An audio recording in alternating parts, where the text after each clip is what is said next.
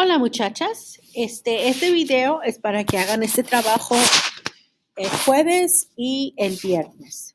So this is your work for Thursday and Friday, depending on if you're A or B. I will not be here on Thursday, so you're watching this, and I am not going to be here. So this is what you are to do for your Thursday work, and or if you are an A group, you will do this for Friday remote work. So what we are doing is we continue with beliefs. We talked about ethics and morals and how they are different. And then we wanted to talk a little bit more about beliefs. And so I want to take a look at this particular slideshow that I created for you. And we began to talk about the great religions. And we started talking about the monotheistic religions that we have. And as soon as they load, we will continue.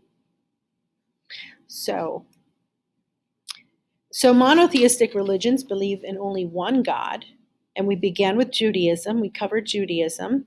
We covered Christianity. And then under Christianity, we talked about the different types of Christians.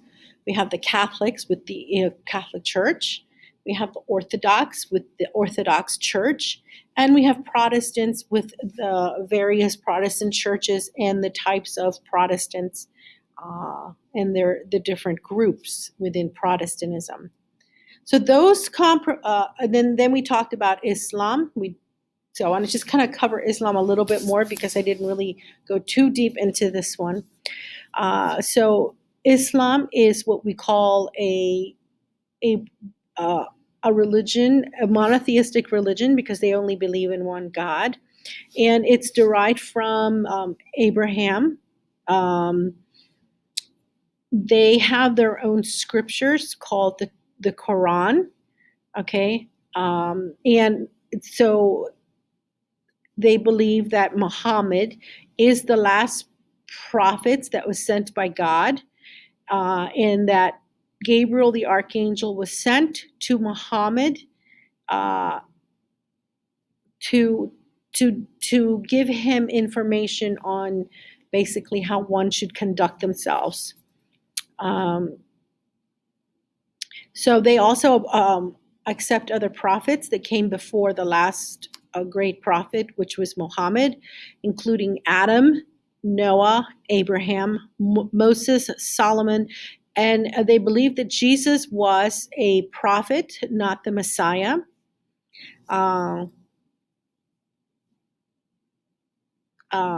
So basically, this is their religion. They are part of the monotheistic religions. So they do recognize the Torah and some of the chapters in the Bible, books in the Bible, but they do not believe that Jesus was the Messiah. For them, the name for God is Allah. All right, so now we come to religions that are polytheistic. So polytheistic just basically means that they believe in more than one deity. So all the information is in the slide, so you can read it. They believe in, and for some of these religions, it's more of a philosophy. So they have philosophical thoughts on this. So we want to talk about Buddhism first. Buddhism is one of the polytheistic religions, which is more like a philosophy than it is a religion. They have four noble truths that they go by. Primera, noble verdad, dukkha sumadaya, dukkha nirodha, and magga. Let me see if I can move this. So they have four main truths. And when you achieve the four truths, when you get to the very fourth one, you reach what they consider to be nirvana. So let's see what we have. Buddha was the principal philosopher, and that's why it's Buddha and it is the fourth largest religion in the world with 500 million followers. And this Buddhism was originated in India between the 6th and 5th and 6th century CE or AD. I mean, I notice AD after Christ. And it was mostly in India and Asia. And then we have Hinduism. And Hinduism is primarily practiced in the south of Asia, in India as well. They believe in many, many different gods. So different gods have different purposes. They do different things. So they have certain objectives that they think men should follow. So dharma, which is religion, ethics, and obligations. Artha, which is prosperity and work. Kama, which is satisfaction, to kind of like taking possession of your passions. And moksha, which means is the spiritual salvation. And then we have the atheists, who are not religious people. They don't believe in God at all. For them, everything that you need to know can be found through science. And so they are basically the people that do not believe in the existence of any deities. And so why am I talking about any of this? Because we said in class that we were talking about ethics and morals, and how ethics and morals are two different things. Ethics are guidelines and rules that you are prescribed and you are to follow if you belong to a certain professional group. They come from without, they don't come from within. Morals come from within. It's the right and wrong way to do things, but they come from within. And most of the time it comes from your faith, whatever religion you belong to, has their own code of morals, and so that is what you follow. So that is why we talked about creencias, and we talked about ethics versus morals. All right, so we read the infomercial. Now what I want you to do is we are going to listen to the audio of Lesson 13 in VHL. Now you can either listen to it as you're listening to this, but if you want to go back and listen to it on your own, you are more than welcome to. So you can just find it under Lesson 13. And let me see. Oh, so we have to go on the right. We are on B now. Okay, so we are going on B, Lesson 13. And I am going to open it up for you guys so that you can read it. Okay? I'm assigning this for this Friday. So it's due this Friday. Okay. Oops. Category. Classwork. All right. So let's take a listen to we're going to listen to the audio first. Now, before we look at the audio, listen to the audio. Remember, we want to take a look at the questions. What are the questions going to ask you? So here are the questions. Según la tabla, ¿cuál de las siguientes afirmaciones refleja mejor las coincidencias entre las definiciones de ética de la Real Academia y Leonardo Boff? So they want you to compare those two definitions to see what is the thing that they have in common, and what can be true of those. So then you have to pick whichever one you think is the right answer. And also these questions, I gave those to you in the packet. Según la tabla, la Real Academia define la moral como un conjunto de facultades del espíritu. ¿Qué quiere decir esto? So these refer back to the infograph. ¿Cuál de los siguientes títulos sería el más apropiado para un libro que incluya la información de la tabla? So again, these refer to the infograph. So now we're going to get to the conversational ones. And why is this important to know what the questions are going to be? Because you're going to want to write down information as you're listening to the audio. You want to be able to write down information that you think will be helpful to you when you're answering these questions. En la conversación, ¿a qué se refiere Ricardo al afirmar que la moral es individual? Número 5. ¿A qué se refiere Clemencia al afirmar que ella es creyente? Número 6. Al final de la conversación, ¿por qué dice Clemencia que el plan de Ricardo le parece muy ético? Número 7. En la conversación, Ricardo define la ética de la siguiente manera. La ética es civil y tiene que ver con los deberes en las relaciones con los demás. Por ejemplo, en el campo profesional. ¿Con cuál de las definiciones de ética dadas en la tabla estaría Ricardo más de acuerdo? All right, so they're asking you to try and look at the sentence. What does it mean? What do you think it means to him? And then find the definition that you think would go with what his thoughts are. So you really want to pay attention to what he's thinking as he's speaking.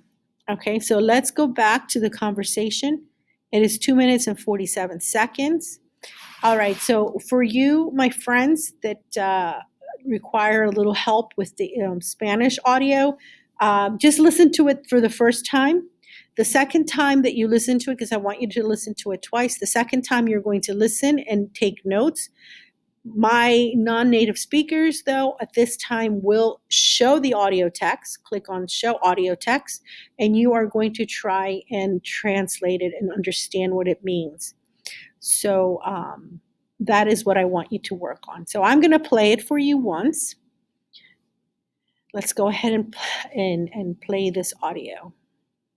Sección 1, parte B, selección 13. ¿Tú crees que para ser una persona moral hay que pertenecer a una religión? Oh, I'm sorry, you guys. I should have told you this before. All right, so this conversation is between Ricardo y Clemencia. Ricardo y Clemencia estudian dos carreras diferentes, so they study two different careers. Él estudia ingeniería química y ella literatura. So he is a chemical engineer and she studies literature. Pero ambos asisten a la misma universidad. They both go to the same university. Hace poco se conocieron en el restaurante estudiantil. So not too long ago, they met in the cafeteria for the students. Los nuevos amigos están discutiendo sobre la ética y la moral. So the new friends are discussing the difference between ethics and morals. Tema curricular, los desafíos mundiales. Contexto, el pensamiento filosófico y la religión. Oh, now we can begin. Sección 1, parte B, selección 13. ¿Tú crees que para ser una persona moral hay que pertenecer a una religión? Mañana vamos a discutir este tema en clase de filosofía. No sé, nunca me lo había preguntado. Sin embargo, ahora que lo dices, creo que la moral está muy relacionada con la religión, sin importar en qué Dios creas. Yo pienso que la ética y la moral están relacionadas con los valores y que los valores los aprendemos en la familia y en la escuela. Qué interesante lo que dices. Mauricio, mi mejor amigo, es ateo y es una persona tan valiosa. Lo admiro porque siempre actúa correctamente. Creo que se respeta profundamente a sí mismo. Entre otras cosas, él está en último semestre de psicología y jamás habla de los problemas de sus pacientes. Entonces, también es una persona ética. ¿Una persona ética? ¿Qué diferencia hay entre ética y moral? Bueno, yo no soy filósofo, pero según entiendo, la moral es individual y se relaciona con los valores y el respeto por uno mismo. La ética es civil y tiene que ver con los deberes en las relaciones con los demás, por ejemplo, en el campo profesional. Claro que solo te estoy dando mi opinión personal.